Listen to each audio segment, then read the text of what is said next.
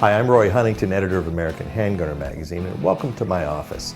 The reason we're here today is because I get pretty regular reader email and telephone calls showing a high level of concern about stopping power and what is it, and do I have enough gun, and do I need to buy different ammunition, and is there a miracle bullet, and things like that. And while we've written about it many times, we can't ever seem to put it to rest. I think people just always think that what they have isn't good enough and that there might be more. What I'd like to do is just spend a very few minutes talking to you a little bit about just what is stopping power and how much do you really need. One of the things I'd like to put to rest right off the bat is this concern over caliber selection.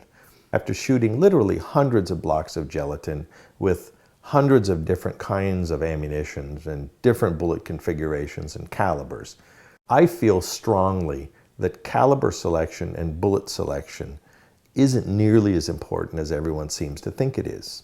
I think if you have a good functioning modern firearm that's reliable in an adequate caliber to me is at least a .380 and anything up to as large as you care to handle.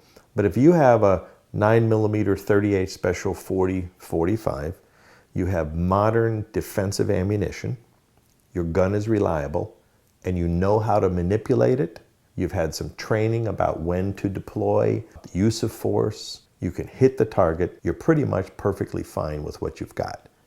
If you take the mechanics out of the equation, meaning the gun, the ammunition, it really all falls back to you.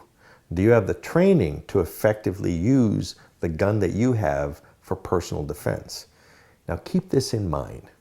If you haven't trained, then when something happens, you will automatically revert to the training that you've had. And if you've had no training, that means you'll revert to nothing. And if your budget's limited and you can only afford to rent or buy a DVD about it, then at least do that.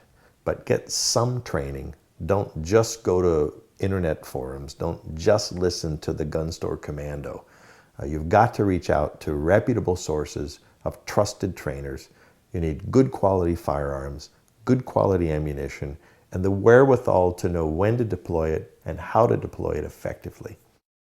But from now on, promise me you won't get overly concerned or wrapped up about magic bullets and foot-pounds of energy and one-shot stops. Concentrate on training, concentrate on using your equipment, getting good firearm manipulation skills, being able to hit the target, and don't worry so much about stopping power. I'm Roy Huntington from American Handgunner magazine, and thanks for joining me in my office today.